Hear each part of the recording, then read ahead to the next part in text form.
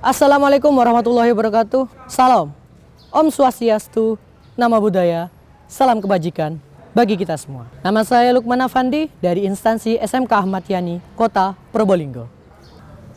Sebentar lagi kita akan memperingati Hari Pendidikan Nasional, tepatnya pada tanggal 2 Mei 2021. Sejarah mengenai Hari Pendidikan Nasional memang tak akan lepas dari sosok dan perjuangan Ki Hajar Dewantara dalam memajukan pendidikan di Indonesia. Sang pelopor pendidikan bagi kaum pribumi di Indonesia pada zaman penjajahan Belanda. Dulu, pendidikan hanya sebatas untuk kalangan bangsawan.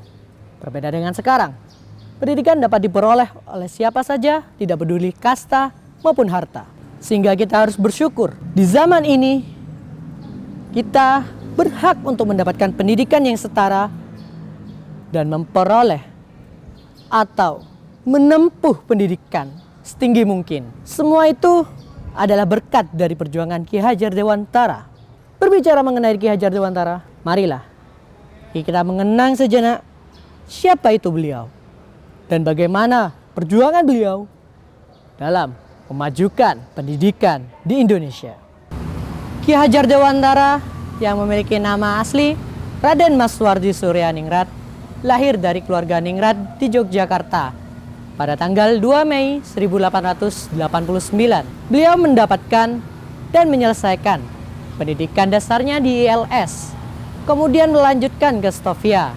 Namun, tidak sampai menyelesaikannya dikarenakan beliau, Ki Hajar Dewantara, dikenal karena berani menentang kebijakan-kebijakan yang dikeluarkan oleh pemerintah kolonial Belanda saat itu.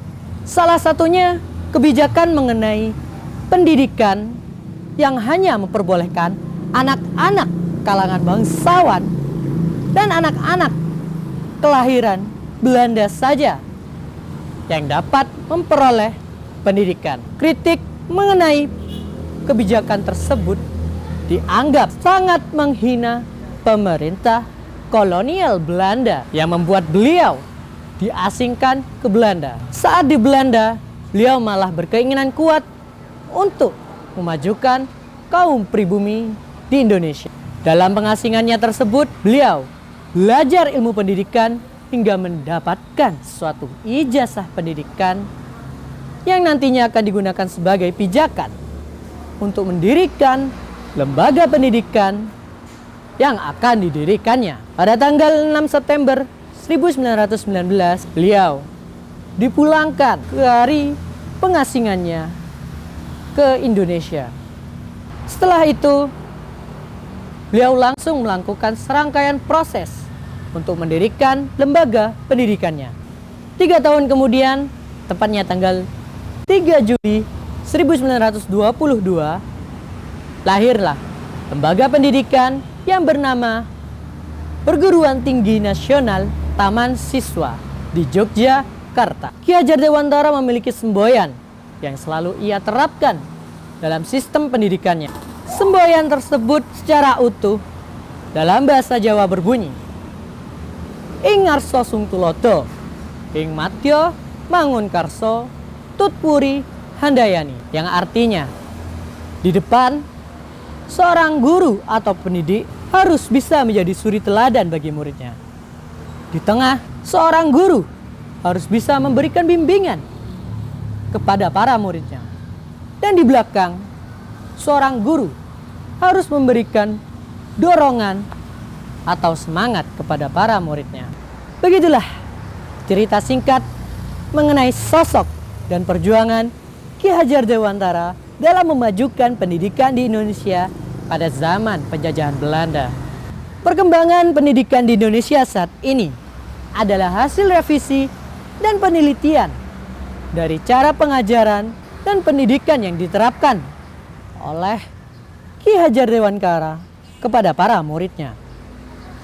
Lalu dikombinasikan dengan kemajuan teknologi dan kondisi lingkungan serta pola pikir yang berbeda, sehingga menghasilkan sebuah sistem pendidikan yang dibutuhkan oleh sistem pendidikan saat ini, yang berupa sebuah kurikulum pendidikan.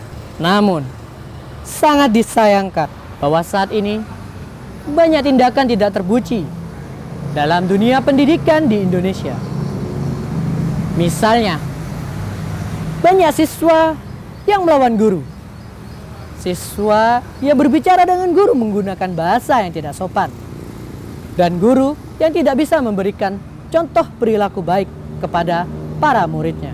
Harus disyukuri juga bahwa masih banyak guru yang dapat memberikan contoh perilaku yang baik dan siswa yang masih menghormati para gurunya.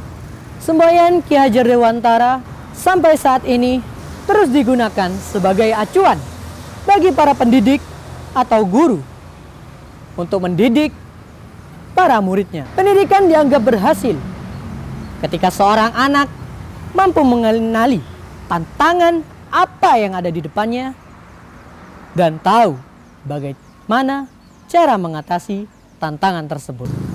Sekian dari saya. Terima kasih.